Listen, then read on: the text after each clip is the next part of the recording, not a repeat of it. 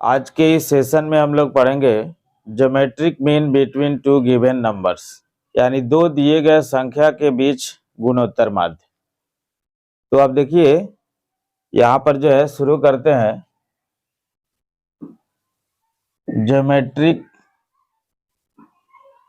Geometric mean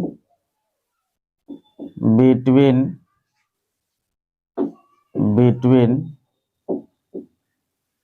to given numbers, यानी इसका हिंदी हो गया क्या कि दो दिए गए संख्या के बीच जो है गुणोत्तर माध्य ज्ञात करना। तो इसमें भी देखिए गुणोत्तर माध्य में दो तरह के गुणोत्तर माध्य हो जाते हैं। एक जो है सिंगल निकलता है और उसके अलावा जो है एक से ज्यादा, यानी n तक, जहां तक आप निकालना चाह रहे जितना उतना हो सकता है। तो पहले जो हम लोग सिंगल ज्योमेट्रिक मीन के बारे में पढ़ेंगे। ठीक है, क्या है यहाँ पर? Single geometric mean between A and B, यानी ए और बी जो है दो दिया हुआ संख्या है और उसके बीच जो है हमें एकल गुणोत्तर माध्य निकालना है। तो हम लोग जो है देखिए इसका डिफिनीशन हो जाएगा क्या? Single geometric mean of A and B is equal to the square root of a into b, यानी जो है किसी दो संख्या के बीच अगर सिंगल यानी एक गुणोत्तर माध्य निकालना हो तो उस दोनों संख्या को गुना करके उसका स्क्वायर रूट यानी वर्गमूल निकाल दीजिएगा, तब जो है सिंगल ज्योमेट्रिक मीन निकल जाएगा, यानी एकल गुणोत्तर माध्य निकल जाएगा। तो अब देखिए यहाँ पर जैसे मान लीजिए कि यहाँ पर जो है हम लोग लेट कर लिए कि लेट, ठीक है, G be geometric mean of A and B. तो देखिएगा जो भी ज्योमेट्रिक मीन निकलेगा उसको अगर इस दोनों संख्या के बीच में बैठा दीजिएगा तो वो तीनों नंबर जो है सिलसिलेवार से जीपी में आ जाएगा। किस में आ जाएगा? जीपी में आ जाएगा। यानी अगर जो है मान लिए कि हम लोग जो है जी इसका ज्योमेट्रिक मीन है ए और बी का, तो hence A G B are in GP हो जाएगा। ठीक है, ए जी बी ये सब जो है किस में हो जाएगा? जीपी में हो जाएगा।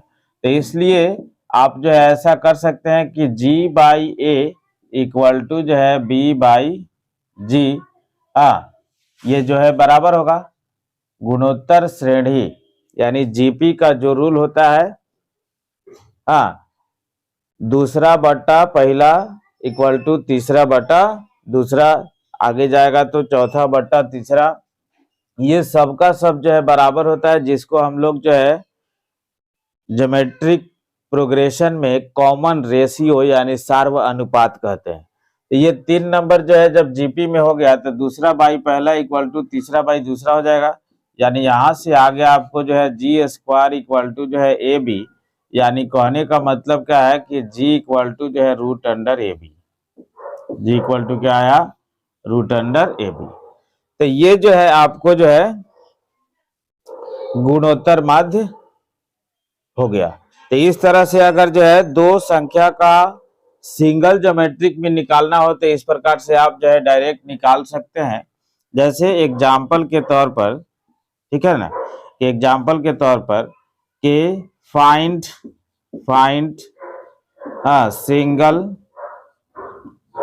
सिंगल जीएम बिटवीन 4 and 9, ठीक है ना। तो यानी इसका जो है आपको जो है ज्योमेट्रिक मीन निकालना है इसके बीच में, वो भी सिंगल। तो देखिए क्या हो जाएगा, तो इसका मतलब है hence geometric mean of 4 and 9 equal to कितना, तो रूट अंडर जो है 4 इंटू 9, 4 इंटू 9 यानी जो है रूट अंडर जो है 36 का मतलब क्या हो गया 6।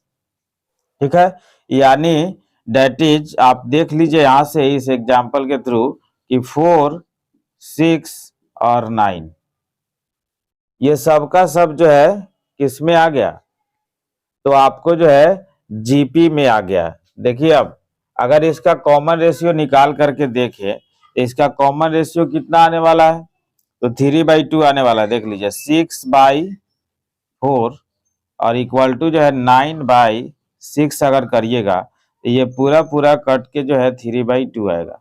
यानी 3/2 से इसमें मल्टीप्लाई कर देते ये आ जाएगा, 3/2 से इसमें मल्टीप्लाई कर देते तो ये आ जाएगा। तो इस तरह से जो है आप किसी भी दो दिए गए संख्या के बीच सिंगल ज्योमेट्रिक मीन यानी एकल गुणोत्तर माध्य निकाल। जैसे इसमें देखिए कि to insert N geometric means between two given numbers, यानी दो दिए गए संख्या के बीच जो है एन गुणोत्तर माध्य हमें निकालना है। तो अब देखिए कि उस एन संख्या को जिसको हम इसके बीच में यानी दो दिए गए संख्या के बीच में बैठाएंगे, ठीक है, तब जो है उस सभी संख्या को ज्योमेट्रिक मीन कहा जाएगा। ठीक है, क्यों, क्योंकि उस सबको सिलसिलेवार से अगर बैठा दे, जैसे G1 G2 हम लोग ले रहे हैं, G1 G2 G3 dot dot Gn, और सिलसिलेवार से बैठाने के बाद जो है जो दिया हुआ संख्या है वो भी पहला इधर और दूसरा इधर, और ये रेगुलर ढंग से अगर जीपी में आ जाता है तब जो है इस G1 G2 G3 dot dot Gn को हम लोग ज्योमेट्रिक मीन कहते हैं। ठीक है, तो वही जो है हम लोग यहाँ पर जो है लेट करते हैं, लेट कि n numbers G1 G2 G3 dot dot Gn-1 Gn are inserted between क्या a एंड b, जो कि दो दिया हुआ संख्या a और b हम लोग ले रहे हैं, a और b, such that a G1, G2, G3, dot dot Gn-1, Gn, b are in GP. Then G1, G2, G3 dot dot Gn are said to be n geometric means between A and B. यानी तब जो है इस G1, G2, G3 dot dot Gn को हम लोग इस दोनों दिए गए संख्या A और B के बीच का n गुणोत्तर माध्य कहेंगे। कब, जब ये सब जो है सेट करने के बाद ये जीपी में आ जाए तो। ठीक है, तो अब इसी सब को हमको निकालना है G1, G2, G3 dot dot Gn तक को। तो देख लीजिए यहां पर पहले से तो दो संख्या दिया हुआ है A और B, और उसके बीच में आपने जो है n ज्योमेट्रिक मीन बैठाया है, तो इसका मतलब है इस पूरे सीक्वेंस में नंबर ऑफ टर्म कितना हो गया, तो n बैठाए हैं आप, n नंबर्स पहले से दो दिया हुआ है यानी n+2।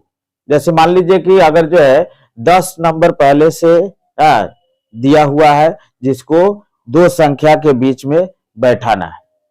ठीक है, तो दो संख्या पहले से है, 10 संख्या को उसमें बैठा है, तो टोटल हो गया 10+2 यानी 12। तो उसी तरह से n नंबर जब बैठा है तो पहले से दो दिया हुआ है, तो टोटल नंबर कितना हो गया इसमें n+2, यानी हेंस यहां से लिख सकते हैं n+2th टर्म इक्वल टू जो है कितना b। और जब ये जीपी में है, जब ये जीपी में है, तो इसका मतलब है जीपी का n+2वां पद बी है, तो उसका जो फॉर्मूला आप लगाएंगे ए यानी first term into R to the power number of term -1 equal to कितना, तो बी। ठीक है ना, तो यहां से जो आ गया आपको R to the power n+1 equal to कितना, b/a, यानी r इक्वल टू जो है कितना, तो b/a to the power n+1 by में चला जाएगा, पावर में बाई में चला जाएगा। तो इसका मतलब हो गया, यानी जो है आपको जो है कॉमन रेशियो जो है ये हो गया कितना, b/a to the power 1/n+1। तो ये कॉमन रेशियो हो गया। अब जब ये कॉमन रेशियो हो गया तो आप इसमें सभी, अब जो भी n नंबर्स आप बैठाए हैं, जिसको आप जो है गुणोत्तर माध्य कह रहे हैं, G1 G2 G3, उस सब का वैल्यू निकल जाएगा। देखिए यहां पर इसका मतलब है हैंस फर्स्ट GM जो कि G1 है, लेकिन फर्स्ट GM तो है लेकिन इस सीक्वेंस का दूसरा टर्म है, सीक्वेंस का दूसरा टर्म है, यानी जो है सेकेंड टर्म ऑफ जो है जीपी, यानी इस जीपी का दूसरा पद है तो पहला गुणोत्तर माध्य, लेकिन देखिए यहां पर पहला ये हो गया, दूसरा ये हो गया, पहला गुणोत्तर माध्य है लेकिन दूसरा पद हो गया। तो दूसरा पद का जो फॉर्मूला होता है क्या होता है, ए इंटू आर। तो इसका मतलब है ए इंटू आर की जगह पर क्या रखेंगे आप, तो b/a के पावर 1/n+1।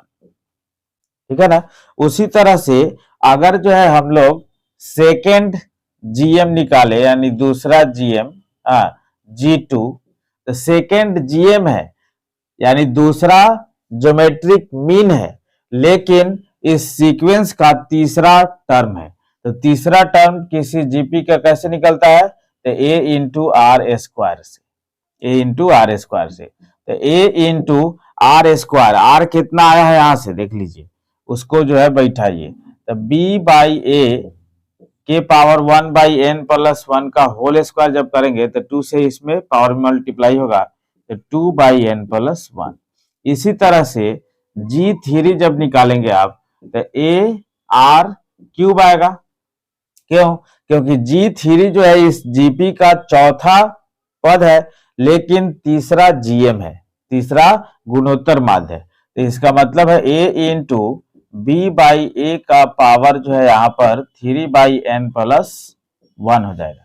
ठीक है, इस प्रकार से बढ़ते बढ़ते आप जो है सभी GM को, यानी n GM का वैल्यू निकाल सकते हैं।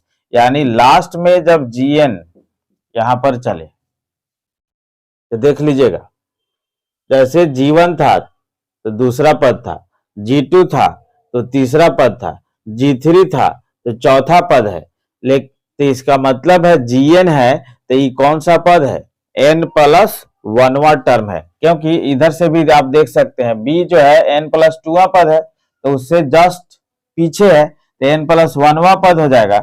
यानी कहने का मतलब क्या है कि इसका जो फॉर्मूला है a into R to the power n+1 में से 1 जाएगा तो n बचेगा। तो यहाँ पर जो है देखिए a इंटू आर के जगह पर कितना, तो b/a के पावर 1/n+1 बैठाएंगे तो यहाँ पर आएगा n/n+1। तो इस प्रकार से हम लोग दो दिए गए संख्या के बीच n गुणोत्तर माध्य को निकाल लेंगे, दो दिए गए संख्या के बीच n गुणोत्तर माध्य को इस प्रकार से निकालेंगे। अब देखिए इस प्रॉब्लम को, जो कि डिपेंड है geometric mean between two given numbers, यानी दो दिए गए संख्या के बीच गुणोत्तर माध्य पर आधारित ये सब प्रॉब्लम है। तो देखिए टाइप 1 का प्रॉब्लम है, insert 5 geometric means between 16 and 1/4, यानी 5 गुणोत्तर माध्य जो है 16 और 1/4 के बीच बैठाना है। तो देखिए जैसे अभी थ्योरी जो हम लोग पढ़े उसी आधार पर इसको भी जो है लिखेंगे। तो उस आधार पर जब इसको लिखिएगा तो लेट कर लीजिएगा फिर G1, G2, G3, G4, G5 are inserted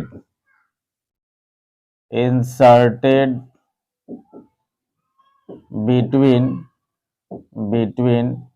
16 and 1/4, such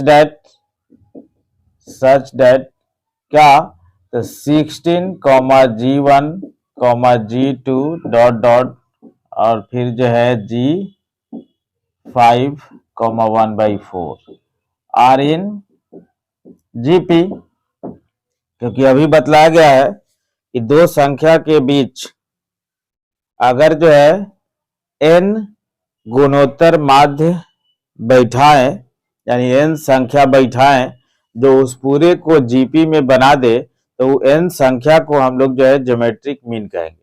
तो वही जब जो है 5 संख्या इसमें बैठाए जो कि इसको पूरे को जीपी में बना दिया, तो इसका मतलब है G1, G2, G5 तक जो है ये पूरा का पूरा ज्योमेट्रिक मीन ही होगा उसका।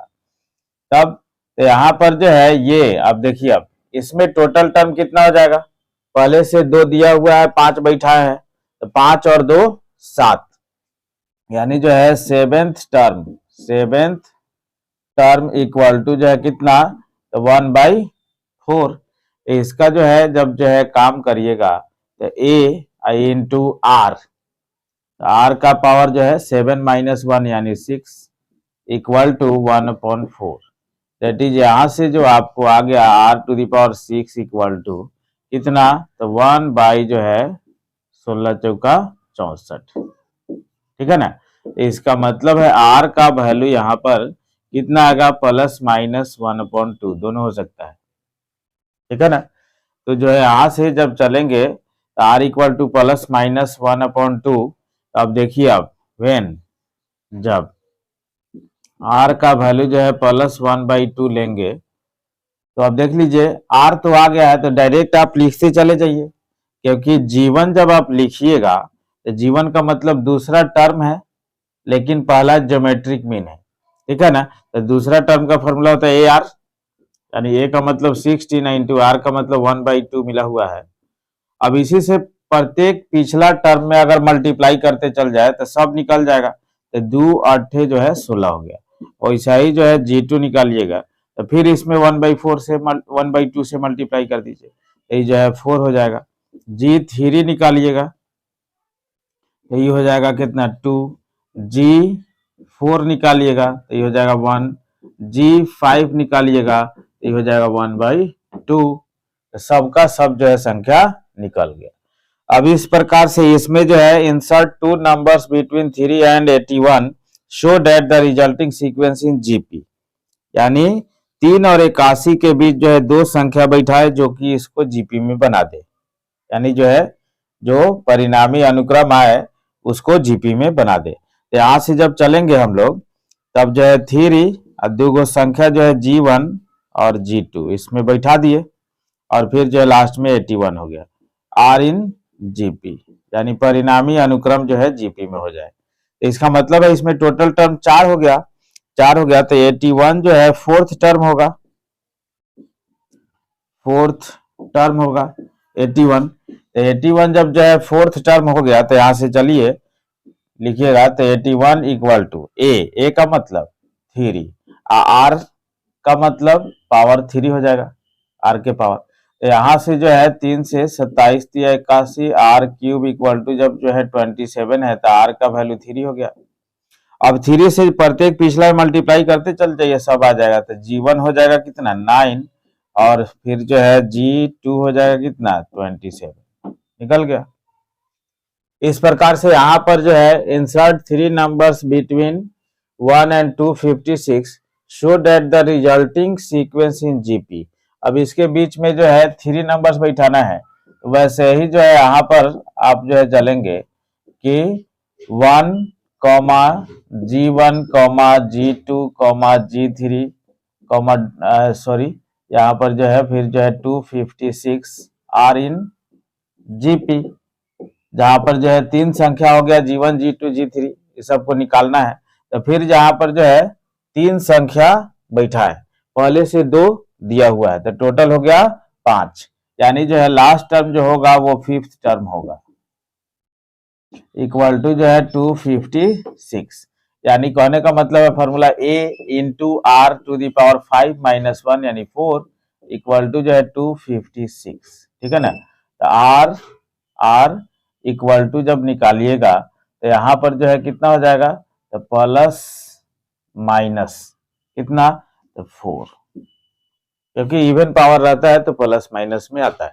तो यहाँ पर जो है फॉर पॉजिटिव, फॉर अगर जो है पॉजिटिव जब चलेंगे तब जो है R का वैल्यू जो है देखिए